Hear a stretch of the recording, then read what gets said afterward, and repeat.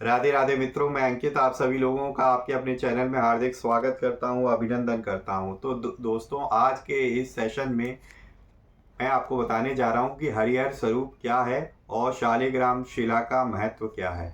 ठीक है दोस्तों, तो ध्यान से वीडियो पूरी देखिएगा, तभी आप लोगों को जो है इस अद्भुत कथा का प्रसंग जो है जानकर खुशी भी होगी। और किन लोगों को इस कथा के बारे में ऑलरेडी पता था, वो लोग कमेंट में मुझे जरूर बताएं दोस्तों।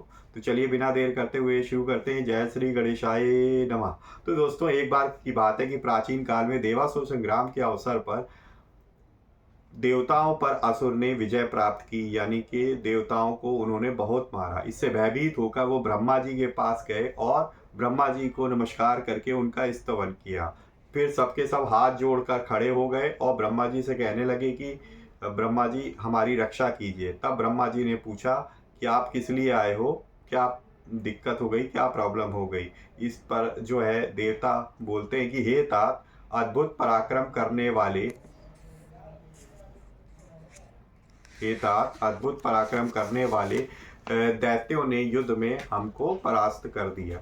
अतः हम सब लोग आपकी शरण में आए हैं। हे देवेश्वर, आपकी शरण में आए हुए हम लोगों की रक्षा कीजिए। देवताओं की यह बात सुनकर ब्रह्मा जी कहते हैं, क्या कहते हैं, ध्यान से सुनिए कि एक समय की बात है कि शिव भक्तों ने भगवान विष्णु के भक्तों के साथ एक दूसरे के जीतने की इच्छा प्रकट की।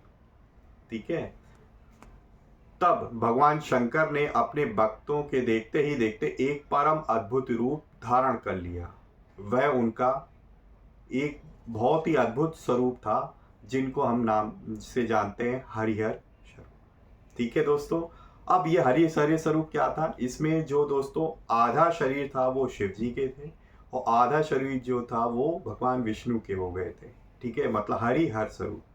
हरि मीन्स भगवान विष्णु, हर मीन्स भगवान शिव।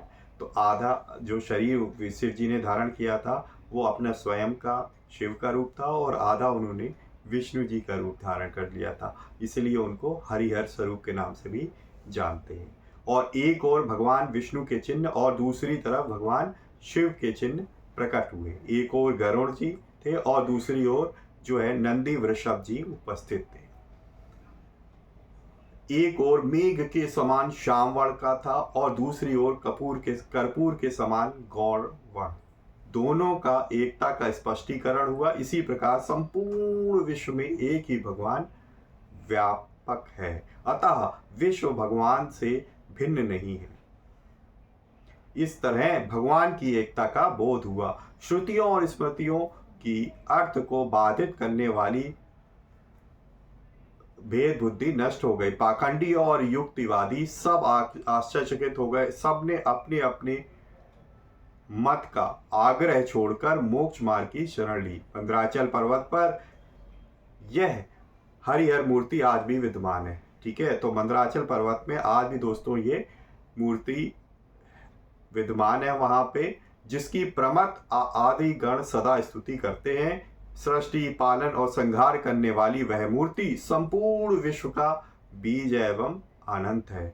शिव और विष्णु की उस संयुक्त मूर्ति का स्मरण करने पर वह संपूर्ण पापों का नाश करने वाली है। वह परम सत्य एवं योगी पुरुषों के द्वारा चिंतन करने योग्य है। मूर्ति की इच्छा करने वाले मनुष्य उस मूर्ति का ध्यान करके परम पद को प्राप्त होते हैं। चातुर्मास में विशेष रूप से उसका ध्यान करके मनुष्य फिर से मनुष्य लोक में जन्म नहीं लेता। उस हरिहर मूर्ति के समीप जो लोग जाते हैं उनका वे भगवान कल्याण करते हैं। ऐसा कहने पर ब्रह्मा जी वहां अंतर्ध्यान हो गए। तत्पश्चात वे अग्नि आदि देवता मंदराचल पर्वत पर गए और भगवान महेश्वर को घोषते हुए भ्रमण करने लगे। तदंतर चतुर्मास पूर्ण होने पर हरिहर स्वरूपधारी भगवान शिव ने उनको प्रत्यक्ष दर्शन देकर बोले कि हे देव व्यापी, तुम लोग जाओ, अपने अपने कर्मों का उपभोग करो। मैंने उन दानवों को जिससे तुम्हें भय था मार डाला। अप्रसन्नचित बाधा रहित होकर देवताओं को कोटि कोटि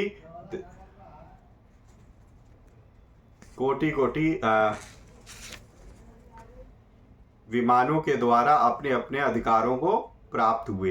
एक समय की बात है दोस्तों, सब देवताओं तथा भगवान विष्णु शिव के द्वारा पार्वती जी की इच्छा के प्रतिकूल कोई कार्य हो गया। ठीक है दोस्तों, तो ये जो कथा थी ये हरिहर स्वरूप की थी। अब आपको मैं यहाँ पे शालिग्राम शिला का महत्व बताने जा रहा हूँ। एक समय सब देवताओं तथा भगवान विष्णु और उनके और शिव के द्वारा भी पार्वती जी की इच्छा के प्रतिकूल कोई कार्य हो गया। इससे उन्होंने देवताओं को मृत्यलोक में प्रस्तर प्रतिमा होने का शाप दे दिया। उसी समय उन्होंने भगवान विष्णु ने कहा, आप भी मृत्यलोक में शिलारूप होंगे और शिव जी को भी ब्राह्मणों ने शाप से लिंगाकार प्रस्तर रूप प्राप्त होगा। तब भगवान विष्णु को पार्वती जी को प्रणाम करके कहा कि हे महाव्रते महादेवी, आप सभी महादेवी की प्रिय हैं, महादेव जी के प्रिय हैं, संपूर्ण भूतों की जननी, आपको नमस्कार है, आप कल्याणमयी हैं, आपको नमस्कार है। तब पार्वती जी ने प्रसन्न होकर कहा कि हे जनार्दन, आप शिला रूप में रहकर भी योगेश्वरों को अमोक्ष देने वाले होंगे।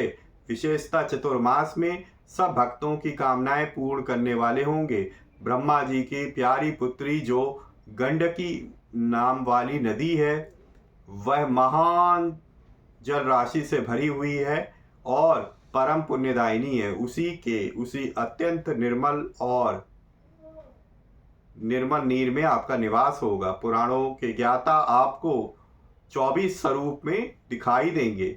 आपके मुख में स्वर्ण होगा और शालिग्राम आपकी संज्ञा होगी। गोलाकार तेजोमय शरीर अपूर्व शोभा से युक्त होगा। उस शालिग्राम स्वरूप में आप संपूर्ण सामर्थ्य से युक्त होकर योगियों को भी मोक्ष देने वाले होंगे। शालिग्राम शिला में प्राप्त हुए आपका जो मनुष्य पूजन करेंगे उन भक्तों को आप मनोवांछित सिद्धि प्राप्त करेंगे। तो इस प्रकार से गालव जी बाद में कहते हैं कि भगवान विष्णु जिस प्रकार शालिग्राम शिलामय को प्राप्त हुआ, तो ये सुंदर प्रसंग मैंने आपको सुना दिया। तो ये जो दोस्तों प्रसंग था और जिससे आपको प्राप्त मालूम हुआ कि हरिहर स्वरूप कौन थे और शालिग्राम शिला का अपना क्या महत्व है। तो ठीक है दोस्तों, तो अगर आपको आज का प्रसंग अच्छा लगा हो तो प्लीज़ वीडियो में लाइक ज़रूर करिएगा और बताइएगा कितने लोगों को ये प्रसंग पहले से पता था। तो इसी तरीके से भगवान की भक्ति करते रहिए, अपने परिवारजनों मित्रों के साथ खुशी खुशी प्रसन्नचित होकर जीवन व्यतीत करिए और हाँ, हमेशा की तरह किसी ना किसी एक पर्सन की हेल्प करने की जरूर कोशिश करिए दोस्तों। और वीडियो ज़्यादा से ज़्यादा शेयर करिए अपने परिजनों मित्रों के साथ, ताकि वो भी इस प्रसंग के बारे में जानकारी हासिल कर सके। दोस्तों पहली बार चैनल पे आए हैं और इसी तरीके के प्रसंग नए प्रसंग और रहस्यमय कहानियाँ सुनना चाहते हैं हमारे सनातन धर्म के पुराणों से, ठीक है, तो ज़रूर सब्सक्राइब करें और बेल आइकन को प्रेस करें ताकि लेटेस्ट से लेटेस्ट वीडियो की इन्फॉर्मेशन मिल सके। ठीक है दोस्तों, तो मिलेंगे इसी तरह किसी और वीडियो में। तब तक के लिए जय श्री राम, राधे राधे मित्रों।